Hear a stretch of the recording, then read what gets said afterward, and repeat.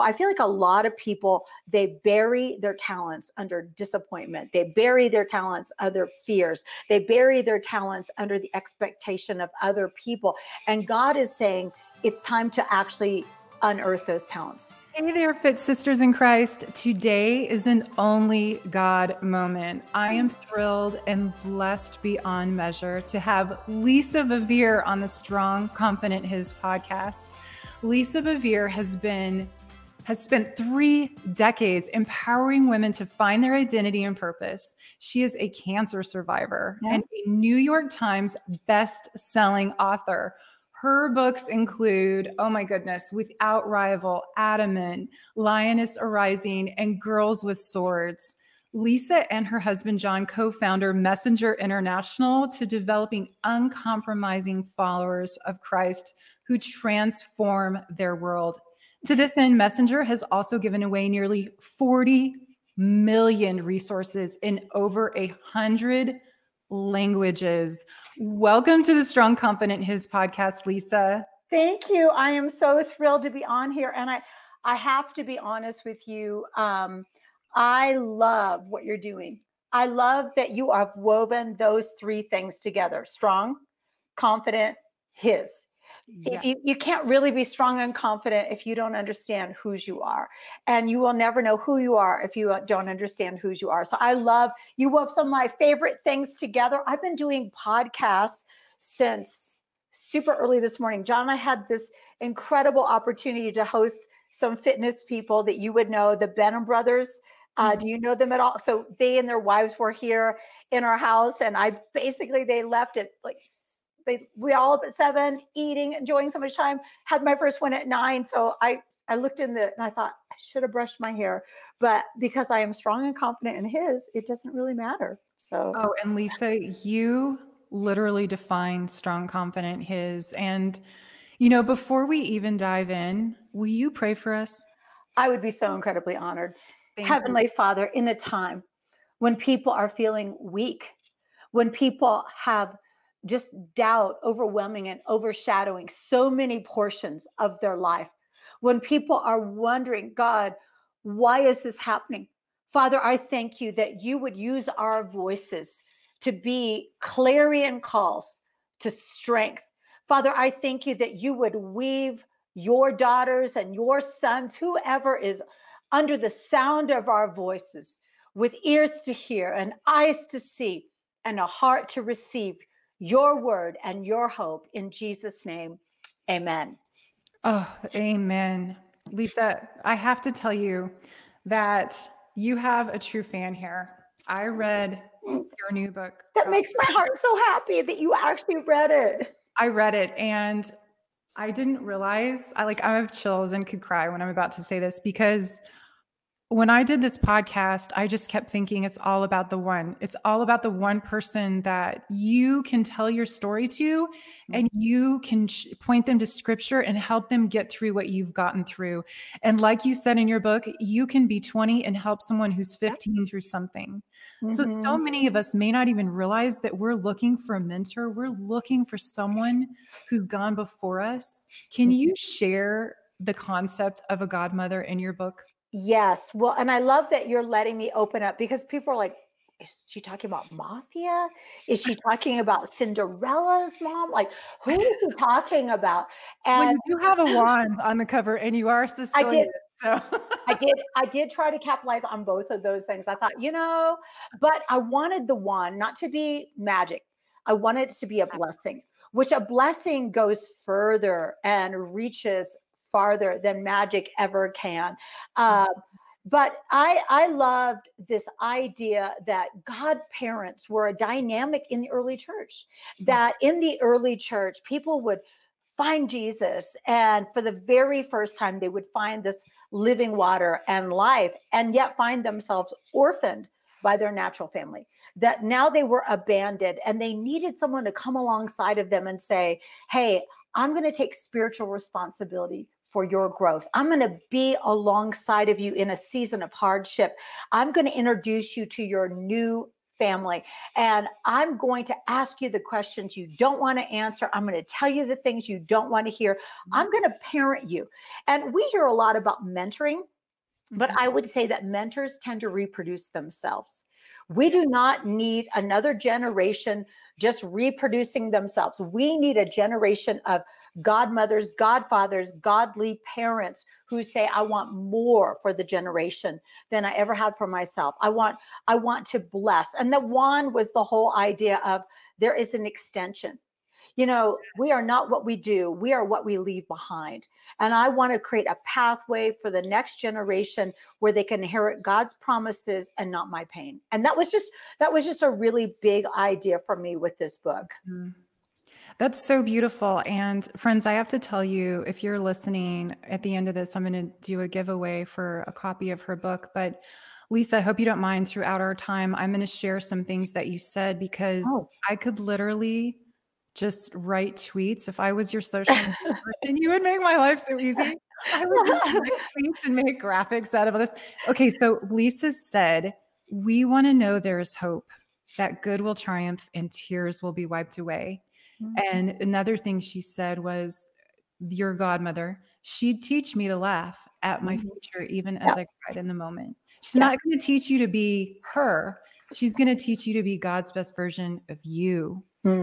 And I love that you did that. So many of us are looking for purpose, and we question what God has called us to do. We look for permission. And you have a section in there about digging up your treasure. Would you share about that? Because I think it's so important what you said, that we're not called to make little versions of ourselves. We are called to unearth God's gifts in others. Yes. Well, I love that you are highlighting that. I do feel, you know, I just want to punctuate something. Anybody on the sound of our voice, this book was not written during the pandemic. This book was written last year. And I had no idea that we were going to find so many people in a season of hopelessness, a season where discouragement is threatening to overwhelm them, where the unknown is just looming so large. And I had no idea how important it was for us to be able to say to them, hey, I know this looks like a mess, but God has a hope and a future for you. And so I feel like a lot of people, they bury their talents under disappointment. They bury their talents under fears. They bury their talents under the expectation of other people. And God is saying, it's time to actually unearth those talents.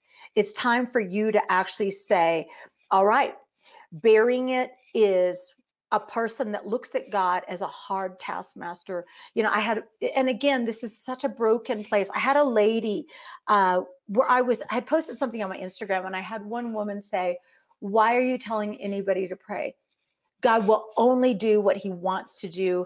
There's no reason to pray. He only loves some people. He only blesses some people. He's going to own. And I thought, wow, this is just so hard. And that would be an example of somebody that life and hardship has buried them. And yet you see these people of faith that would go through hard seasons, and then they would say, and yet, I will see the Lord in the land of the living. There is a hope on the other side. And so we want to get people to say, what is that thing that God has put on my life? What is that thing that he has entrusted uniquely me to do? And I do feel like when I look at the millennials and I look at the Gen Zs, they actually know. Like they know, they're like, hey, there's something unique on us. There's something we're called to do. But the enemy distracts them with what everybody else is doing. So they pick up their phone and they're like, oh, wait, so-and-so is doing that already. Or, oh, so-and-so is doing this better. And they don't go into the presence of God. You and I don't discover who we are in the presence of people. We discover who we are in the presence of God. Absolutely. And so we need to push a generation into the presence of God where God can whisper over them their destiny. You know, I grew up with very broken parents. My dad, his parents came over from Sicily as refugees. They came over. His dad died when he was 10. He worked hard to provide. He pioneered, crossed the ocean, died very young. My grandmother had to work in very questionable ways just to provide for her family. She didn't speak in English, had 5 kids. Then we've got my mom. She was abandoned by her mom at a very young age, Oh just my all this goodness. brokenness. And so you see these broken things that come into our lives. And we can say, well, my parents were this, and so I'm going to have to be that. And this is all there will ever have. But when John and I got married, we realized it wasn't about what we could bring to the table. It was about being people of faith. Abraham left everything he knew. And it says that everything changed for him when he said, God, I'm going to give you permission to make something out of my nothing. You can make someone out of my nobody. And I think right now, people are trying to figure out what they're called to do, and they don't even know the one who made them. So my parents called me things that were broken things like lazy or this kind of thing. And I remember when I became a Christian, God began to reframe my world. He would say things to me, and Kim, I know you're going to resonate with this. I was a brand new mom, and I was thinking, I'm not really doing anything with my life. I'm not helping in the kingdom at all. I'm just a stay-home mom. We only had one car, so I was trapped in our apartment. And I remember the day that Jesus talked to me, and he said, "Who you are to me is more important than what you think you need to do for me." He said, "You are first and foremost my daughter. That's who you are." And he said, "I want you to rest in this." Because back then we would pray, God, use me to do this, use me to do that. And that's not a bad thing to pray, but let's talk about it. Kim, have you ever had a friend use you? Oh, It feels like a betrayal. It's not a relationship. It's a transaction. It's, Kim, I'll be your friend if you can do this for me. If you can't do that for me, or once I got everything I wanted, goodbye. God is not a user. Satan is a user. God heals us, anoints us, transforms us, changes us into his image. Then he uses the things we go through, but he doesn't need to use people. So and again, when I say that, I get it that God is anointing people and using them. What I'm trying to say is God cares about the one. You already said that. God cares about that daughter. God cares about the son. Who you are to him is more important than anything. And when we have that relationship, he begins to call us by the names he gives us. Like he calls us holy. And we're like, oh no, my past has been unholy. And he's like, yeah, I know your past is unholy, but I'm calling you to a place of holiness. God will always speak to our destiny, whereas the enemy will always just echo our history. He will try to label us. He will try to limit us. He will try to say, I know what you said yesterday. I know what you did last year. I know who you were 10 years ago. But God is like, you don't know who you're becoming. So God will always give us a name according to who we are becoming, not who we have been. And think about that. good. He gave us the name of Jesus. He gave us the name that is above every other name. He gave us that name so that in the authority and the beauty and the majesty and the power and the might of that name, that we could multiply the entrustments on our lives.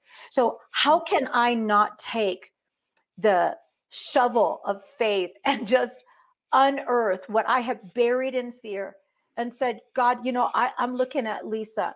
I'm looking at Lisa, the daughter of two broken parents. I'm looking at Lisa, who didn't know how to be a mom, didn't know how to be a wife, didn't even really know how to be a female, didn't really like women. God, I'm looking at her. She's got one eye. She lost this eye, lost to cancer. I don't think you're picking the right person. But God, if you say there is something on my life of value, then I'm going to multiply it to honor you. And I think all of us need to unearth what's in our lives, on behalf of other people, and to honor God. And I think you pointed out exactly where we need to start, because we can't build anything on a broken foundation. I think that's why so many of us play small. We allow to settle for less than God's plan, even though we know we hear him calling us in our hearts. You said some quotes that I have to share. Friends, you have to listen to this. This is why you need to read this book. Listen to some of this that all points to what she just said. Lisa wrote these in her book.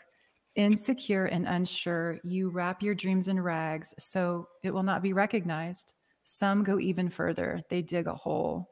The enemy knows that the one way to stop the pure-hearted is to freeze them with fear of making one wrong move. Mm-hmm. I love this one. When you bury your talent, you rob yourself.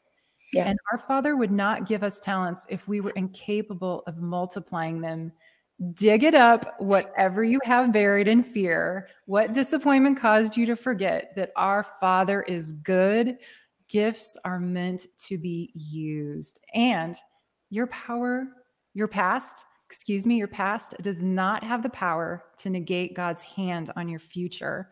Yeah. Those words jumped off the page to me because I listened to the pain Mm-hmm. that the listeners write in and tell me, that people share with me.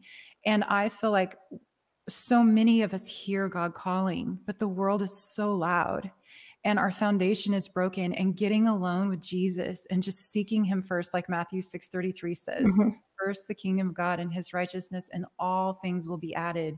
If we don't start there, Mm-hmm. lies of the enemy from our parents, the things our old friends said, the gossip we heard, the enemy is so loud. Yeah. How can we go forward? We're paralyzed, right? Mm-hmm. Well, I, because I know you read the book, I know you've seen this. I had a chapter on focus, and too many people let too many voices into their world. You know, Jesus is so clear. He said, the measure that you hear, like, be careful what you hear, what you see, what you say. And so I'm a boy mom. I had 4 sons. They're all men now. We didn't watch many chick flicks. And I remember watching, I think it was Man of Steel. It was one of the Superman ones, where all of a sudden, you know, Superman's superpowers kick in, and he's hearing clocks ticking, and he's not just seeing people, he's seeing through them. He sees their organs, and he's on sensory overload. So what does he do? He runs into a closet, and he's in this closet. They call his mom because he's not coming out. And he says, Mom, the world is just too big. And she says, then make it smaller. And I think right now, that is what I like. If I could take one of these people that are feeling so overwhelmed and so depleted and so confused, I would take them, and I wrote it in my book, I would hug them, because in a hug, you encircle somebody and you say, okay, now, right now, it's you and me, and we're safe. Let's make our world smaller. Yes. You have the right to be the gatekeeper of what you choose to let in. You know, this is a time where a lot of people are afraid. You don't want to just entertain yourself. You want to have the hard conversations. God, what am I afraid of? Am I afraid of this? Am I afraid of that?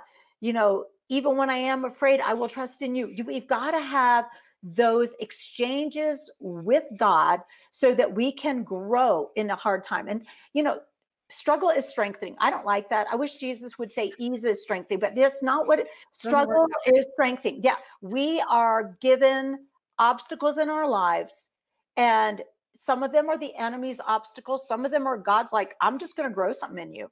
And those obstacles are actually preparations.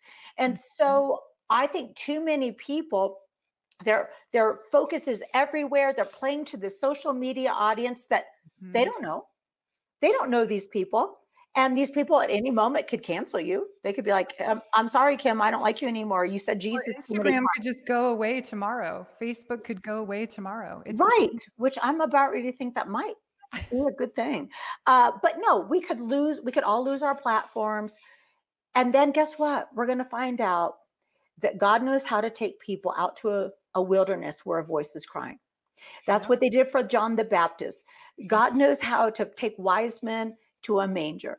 God knows how to get people to living water. He knows how to do it. He can find that Samaritan woman out by herself because she's so hopeless that she's now living with a man.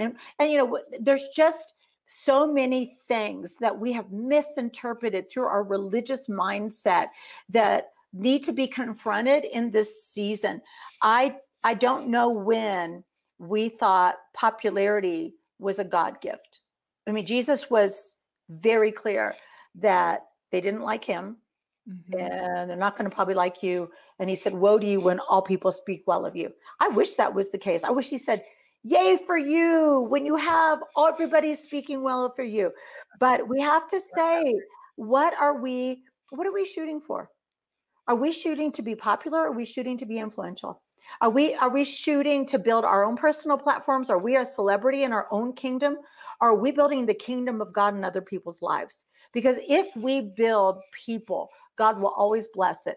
If we build ourselves, not so much.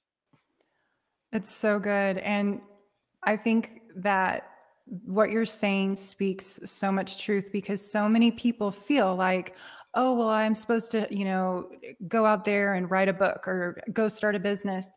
And when they don't have 5 million followers right away and instant success, they instantly feel like a failure. And then the enemy, he comes right in. Oh, Comes in to kill, steal, and destroy. And absolutely. I feel like so many people with their image, their self-image, it's so corrupted by what success and beauty and talent and happiness looks like. I mean, my husband and I have been married for 22 years. We have an amazing daughter. She's 13. And I really did question, Lisa, because I launched this podcast right when COVID started. And I thought, who am I to do this? Like, I'm nobody. Like, Well, first, wait, and I hope you know nobody is nobody. I know that. Yeah. But that conversation starts because, Sure. like you, I grew up in an abusive home, Mhm. and I have fought to undo those tapes that the enemy just loves to play. Mhm. But like you said, that God has this plan for us, and he's not interested in our comfort. He's interested in our character and growing us to the next level. And it's not pretty. I mean, every flower grows out of dirt, right? I mean, it feels like Yeah. it's just people always say, like, how did you start this? Or how did you write a book? And I don't think people realize that success never feels like success. It feels like so much work and so much responsibility. And to whom much is given, much is required. Because when you're putting the word of Christ, God's word in your mouth, I mean, no one's expected to be perfect, but that is not something to be taken lightly, because Yeah. I think, when I post something, if it helps one person, Mhm. then it matters. And I Mhm. want to live in that space. I don't want to live in the space that more is more. And I know that the people that listen and they write in, they want to believe in their dreams, but they quit. And so the next part of this, I really want you to talk about rising up and taking action. When you wrote, I've seen you preach this and I read it, Judges 5:7 from the Message. Lisa, I literally like kicked the chair away and stood up. I Yeah. was like, get up. I rose up. So will you share that part? Because it is, Yes. for those people that didn't hear it, friends, you've got to read this book, but just listen to this. Yeah, I'm going to read it so I make sure I get the right scripture. Well, it's interesting. When I was writing this book, there was a couple chapters that I wrote, and as I was reading them out loud on the audio book I think in April, the audio engineer stopped me a couple of times and said, "Do you realize what you just said?" Like, we have an entire chapter on here about when healing is what you need, and just these different things. But what we hear about being a woke mom or being a woke woman. Well, there was an original woke woman, and it was Deborah. And Deborah was a judge and a prophetess in Israel at the time where the people had been oppressed for 20 years. There had been 80 years of prosperity. Listen, people don't necessarily serve God or pursue God in a season of prosperity. They start thinking, oh, wow, we just did all this ourselves. We're amazing. And they used to go right into idolatry. And so 20 years, it said God sold his people over to a harsh king. 20 years, Deborah's sitting under a palm tree. She is judging her people. There is an enemy that has surrounded them around. There is infighting inside. It said that all the trade routes were cut off, meaning nothing came in, nothing went out, and the people were afraid to work their own fields. And I was reading this, I thought, that sounds like right now. People are afraid of going out. There's no trade routes. And the King James Version says village life had ceased until I, Deborah, arose. And I thought, that's beautiful. But I'm going to look at some of the other versions. And one of them says, I love this one. The NET says warriors were scarce. They were scarce in Israel until you arose, Deborah, until you arose a motherly protector in Israel. But my favorite, which is, I just feel like this was custom made for COVID, was warriors became fat and sloppy. No fight left in them. Then you, Deborah, rose up. You got up, a mother in Israel. So she didn't pull her judge rank. She didn't pull her prophetess rank. Something in her heart just said, no, I am not okay with this being the end of the story. And when mothers awake, when they realize, no, enough is enough. I'm tired of my children living in fear. I'm tired of the men feeling like they have no purpose. I'm tired of my sisters feeling like their value is diminished in the house of God. I'm tired. I'm tired of the enemy, not just surrounding us, but the church of Jesus Christ picking and attacking one another.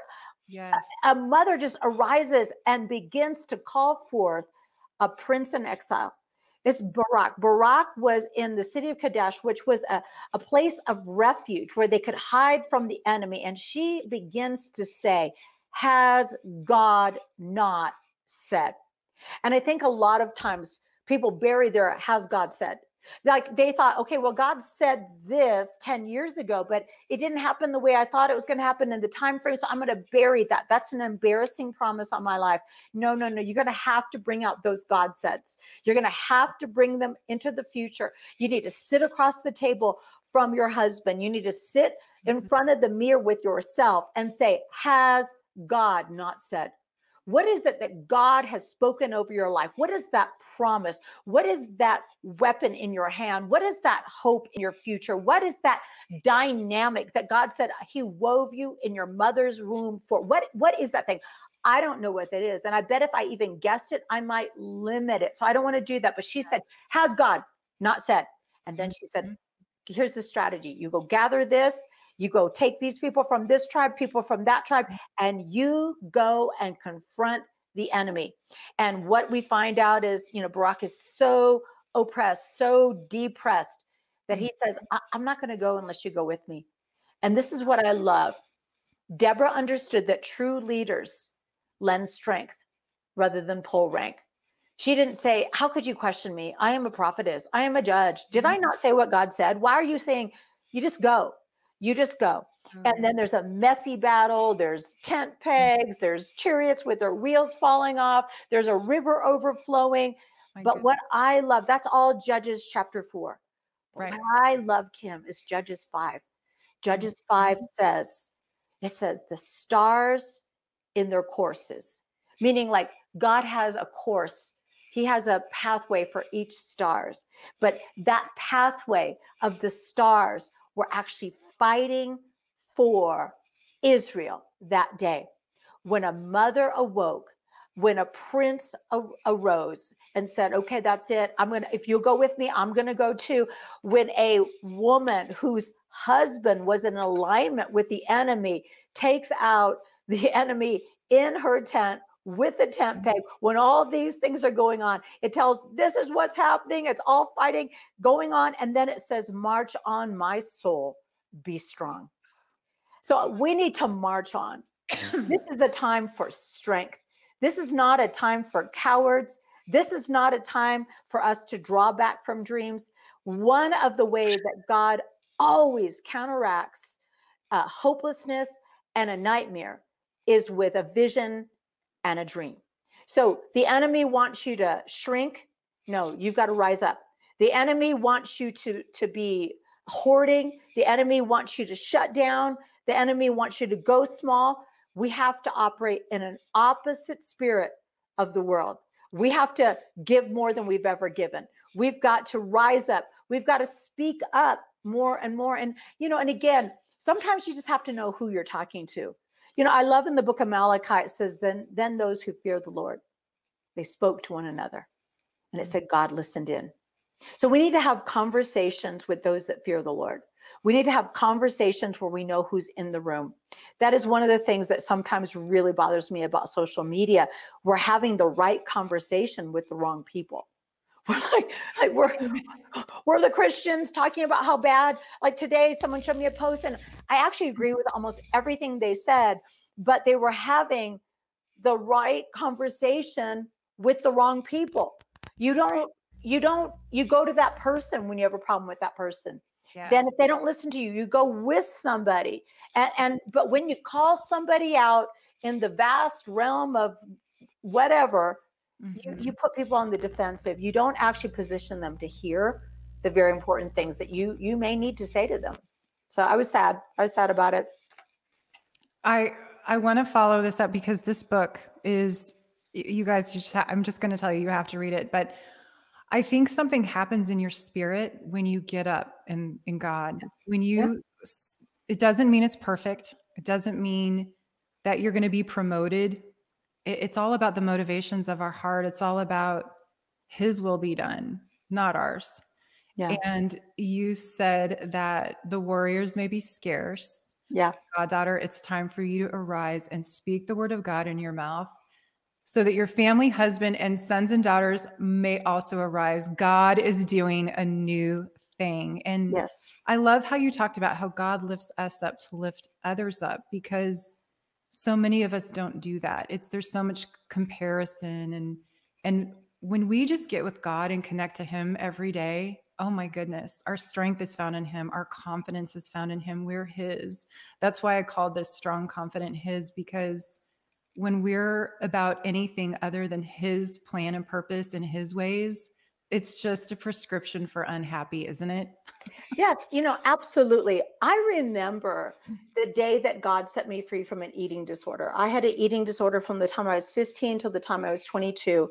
And He said, Lisa, I don't want you to be skinny and weak. I want you to be strong and free. And freedom requires strength. If you're going to be courageous enough, and I say this all the time, and courageous and confidence, they get, it's not something you work up. Brave is not something that you often will feel.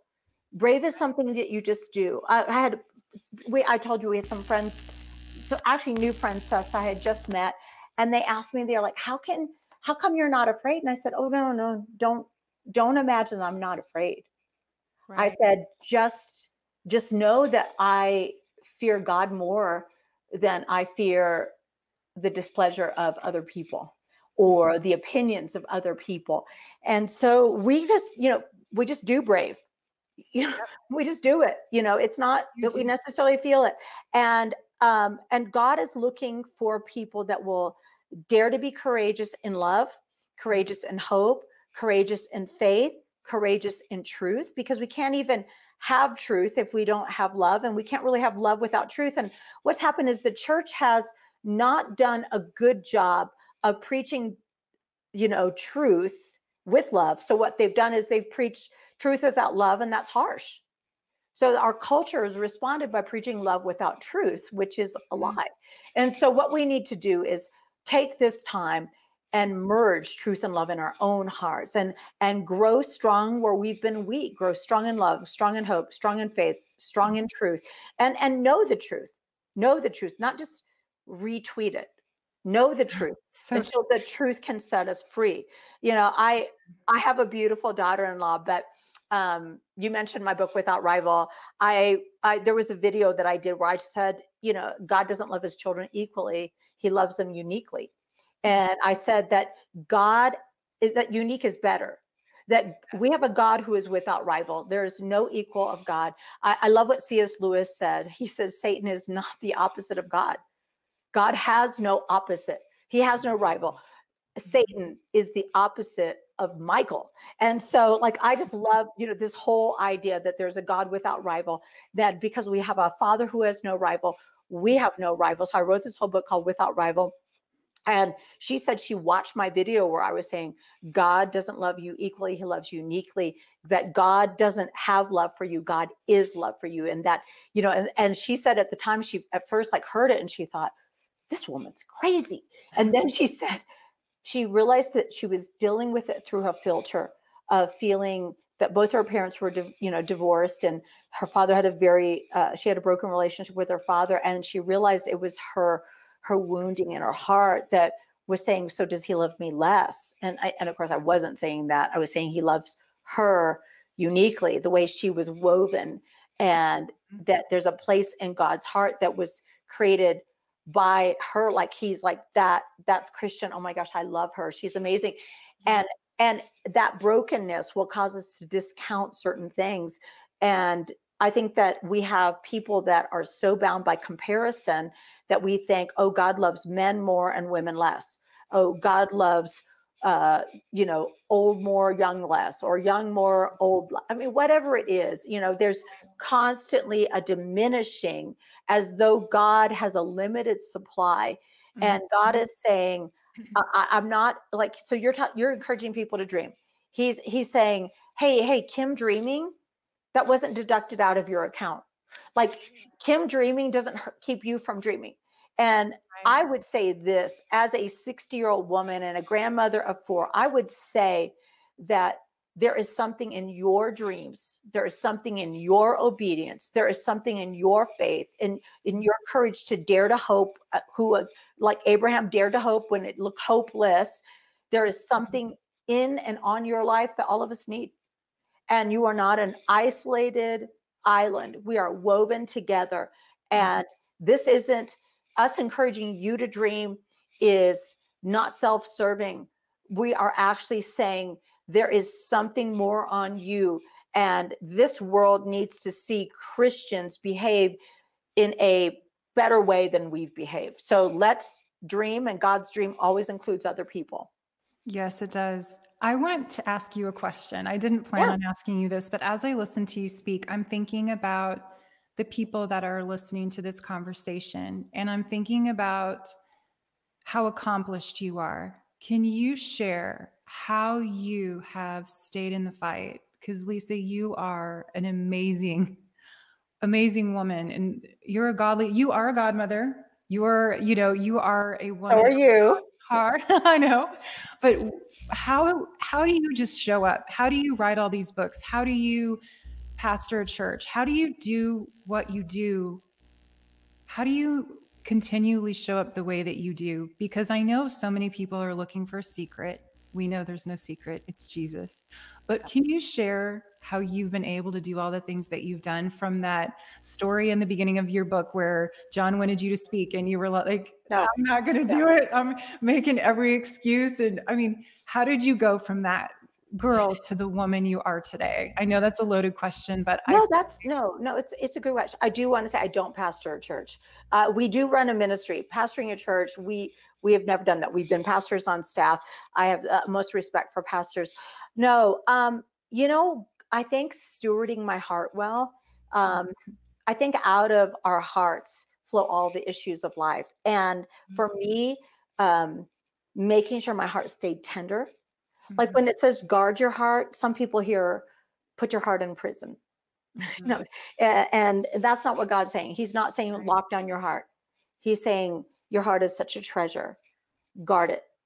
And if you keep your heart healthy, if you tend your heart like a garden, then out of it, you're going to find there's going to be issues of life. And in many, many ways, Kim, I wanted to write the books that I wished I could have read. I wanted other women to know they weren't isolated, they weren't alone. The fears that they had were fears that we all share in common. I think people feeling isolated, alone, accused, it's very unhealthy. And I just wanted to write my way forward to create some pathways for other people, which I didn't actually have. And I never, ever, I never wanted to be a speaker. I lost an eye to cancer when I was 5. I never, ever wanted to be on the stage in front of more than one person. So I never wanted to be a speaker. I didn't even want to write a book. I did it out of obedience. And I found that books are so strategic. Like which many people, they'll watch me on Instagram, like, oh my gosh, I can't even watch you. Your hands are just always moving. And I'm like, you need to unfollow me now because it's not going to stop. Like I am Italian. Like, oh, it's like this. My hands move while my mouth moves. I wish that wasn't the case. Pretty much I'd have to sit on my hands for you, and I'm not willing to do that. My husband was born and raised in Sicily, so oh my gosh, I'm always like, put your hands down. He's always tapping on the couch or on the counter, and I'm like, it's a real thing. Night to me, he's always banging on. I'm just like, can't you sit on your hands, honey? No, I totally feel his pain. So I did not want to be under those kind of criticisms. I didn't want to be that way, but God actually is in the process of moving all of us out of our comfort zone so other people can find out that he is their comfort. And I remember him telling me, this is not about you. I never expected to have a New York Times bestselling book. I mean, I thought it was a joke. Do you know how I found out about my book was New York Times? This is actually really funny. So I wasn't even watching it. I was actually, when my book launched, I was in Australia. And so I had taped a bunch of stuff ahead of time. We had it going, and I'm super tired, coming back from another country. And I'm in bed again. Three of my boys were living at home still. They weren't married yet. And I'm sound asleep, and I hear pound, pound, pound on my door at like midnight. And I curse, my heart like starts racing. I sit up in bed. I look at myself, making sure I still had pajamas on, because I was going through menopause. So I was throwing my pajamas off in the middle of the night. I was like, I haven't done that yet. So I answer the door, and there's two grown men, Alec and Austin, standing there in their boxers. And I'm like looking beyond them to think maybe Arden has fallen down the stairs. I'm like, what's happened? And my two sons in boxers say to me, Mom, you're a New York Times bestselling author. And then they pick me up, jump up and down with me, throw me on the bed on top of John, and leave. I was like, what? So the next morning I call my publisher, and I'm like, hey, so had a weird incident last night. Two of my boys told me I was a New York Times bestseller. Is that really true? And the publisher was like, oh yeah, you are. And I'm like, Wow. No email, no certificate, no phone call. What if I'd spent my whole life saying, I wish one day I'd be at NYT. If I could just be an NYT. Now, I mean, it's great that you can put it on a cover of your book, but the most happy thing for me was that memory of my boys throwing me on top of John. That was like the funnest thing of the whole thing. Family, connections, those moments, those are what I value. And I watch my boys. I watch the way they love their wives. I love the way they love their kids. I'm so thrilled that they're going further and farther. And, can I close with this? And maybe your people already knew this, but, I've been ministering for 30 years. And so many times I've heard people say that they're afraid they're going to make a mistake. You read it about why they bury their treasure. They might make a bad mistake. Better to do nothing. Better, I'm just going to give God back here. Here, I buried this. It's safe. I wiped it off for you. That's it. I have had so many people say, I'm afraid I'm going to miss God. And I know that you read this in the book. And one of these was an encounter with this beautiful young girl that had no reason to be afraid. Her heart was so pure. She was full on pursuing God, serving her community, doing everything she possibly could. And yet this fear had her frozen. And I said, I told her, the enemy will use your purest heart against you. He will use your wanting to not disappoint God against you. God is not trying to trick you. He is not on the sideline of your life looking for a reason to reject you after he sent his son to die for you. So we talked and prayed with her and went back to my room. And I said, God, I'm so tired of hearing this. I'm so tired of hearing these beautiful, precious young men and young women who are afraid of missing you. And he said to my spirit, tell my sons and daughters that I am a really big target. And I think sometimes we don't understand that there is no place that we can escape his presence. He is in front of us. He is behind us. Psalm 139 says, you hem me in behind and before. But he's not just around like a surrounding, like a jello God. It says that he puts his hand upon us. And David was so overwhelmed in a wilderness where he has Saul chasing him, where he has disgruntled men, where he's not sure what's going to happen. Where is the promise of God? Will I ever be king? He found himself overwhelmed with the knowledge of a God who was near. Where can you look and not perceive him? What can you touch and not see the evidence of God's hand in its making?